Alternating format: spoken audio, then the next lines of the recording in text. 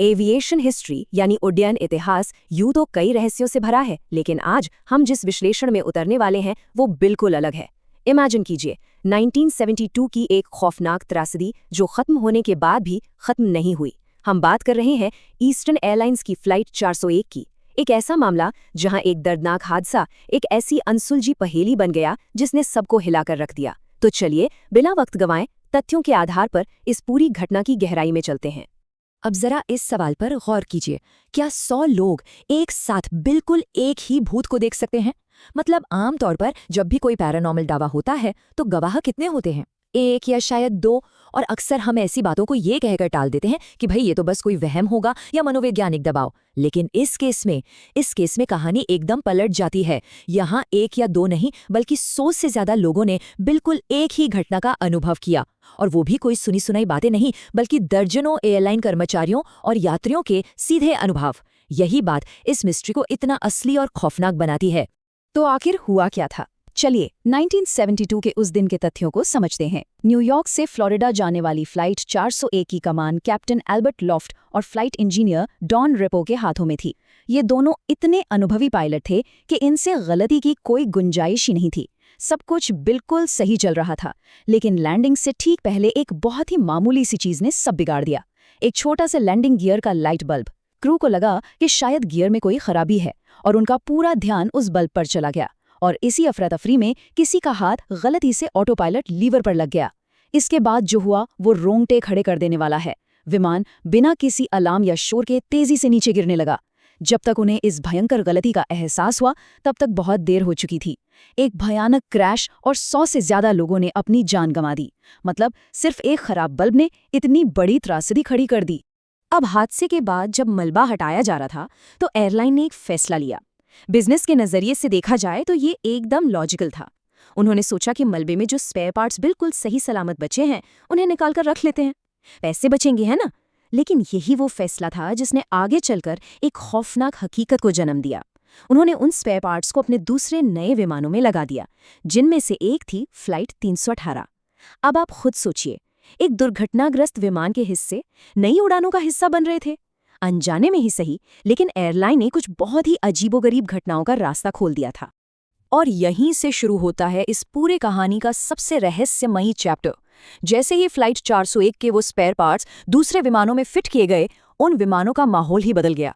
जो crew members वहां काम कर रहे थे उन्हें केबिन के अंदर एक बहुत ही अजीब सी भारी सी मौजूदगी महसूस होने लगी। और ये कोई साधारण डर नहीं था।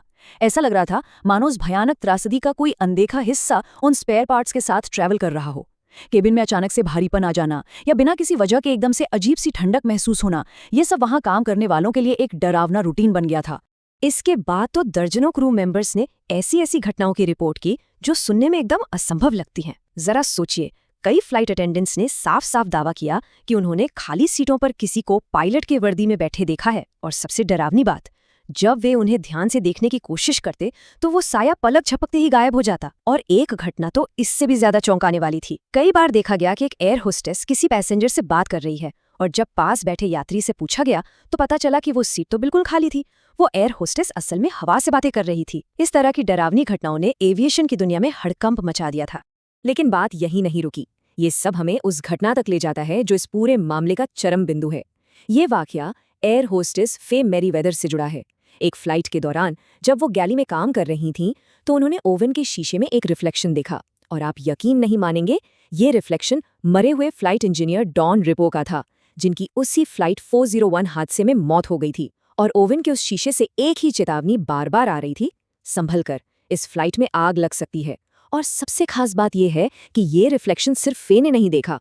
उस वक्त वहां मौजूद दूसरे फ्लाइट इंजीनियर और कई यात्रियों ने भी इस चेतावनी को देखने और सुनने का पक्का दावा किया था। तो अब सवाल ये है कि क्या ये सिर्फ कोई वहम था? जी नहीं। जब उस रहस्यमय चेतावनी के तुरंत बाद विमान की जांच की गई तो पता चला कि विमान के इंजन में सच में एक बहुत बड़ी और गंभीर खराबी थी। अगर उस चेतावनी को नजरअंदाज कर दिया जाता तो इंजन में सचमुच आग लग जाती और एक और भयानक हादसा हो सकता था। मतलब उस चेतावनी ने सीधे तौर पर एक असल आपदा को टाल दिया। इस बात ने पूरे रहस्य को और भी गहरा कर दिया। क्या सच में फ्लाइट 401 के क्रू मेंबर्स अपनी मौत के बाद भी अपनी ड्यूटी निभा रहे थे? क्या वो बाकी लोगों को बचाने की कोशिश कर रहे थे? जब दहशत अपनी चरम सीमा पर पहुंच गई तो एयरलाइन को हार मानकर एक बहुत ही असाधारण कदम उठाना पड़ा। उन्होंने रातों रात उन सभी स्पेयर पार्ट्स को ढूंढा और विमानों से हमेशा के लिए बाहर निकाल दिया जो फ्लाइट 401 से लाए गए थे। लेकिन सिर्फ इतना ही काफी नहीं था। हालात इतने खराब थे कि उन्हें एक्सोसिज्म यानी भूत भगाने की प्रक्रिया का सहारा लेना पड़ा। आमतौर पर हम ये सब पुरानी हवेलियों या किसी इंसान के लिए सुनते हैं, है ना? लेकिन एविएशन के इतिहास में शायद ये पहली और इकलौती बार था जब एक आधुनिक कमर्शियल जेट विमान के लिए एक पादरी को बुलाया गया ताकि वो इस प्रक्रिया को पूरा करके उस विमान को नकारात्मक ऊर्जा से मुक्त कर सके। ये अपने आप में कितना अजीब है। तो इन सब के बाद एक सवाल आज भी मन में रह जाता है। एयरलाइन ने तो कह दिया कि भाई हमने फ्लाइट 401 के सारे पार्ट्स हटा दिए हैं, लेकिन एविएशन की दुनिया में आज भी ये अफवाह तैरती है कि शायद, बस शायद, उन पुर्जों का कुछ हिस्सा आज भी किसी न किसी विमान में मौजूद है। ये पूरा विश्लेषण हमें सोचने पर मजबूर कर देता है कि कैसे एक छोटे से बल्ब की खराबी इतिहास की सबसे खौफनाक पहेली बन गई। तो अगली बार जब आप किसी फ्लाइट में हो और अचानक कैबिन में ठंडी हवा का कोई झोंका आए या बगल की खाली सीट एकदम से ठंडी महसूस हो, तो एक पल के लिए शायद आपके दिमाग में ये ख्याल जरूर आएगा कि कहीं डॉन रेपो आज भी किसी खतरे से बचाने के लिए अपनी ड्यूटी तो नहीं निभा रहे। इस चर्चा में हमारे साथ बने रहने के लिए बहुत बहुत धन्यवाद।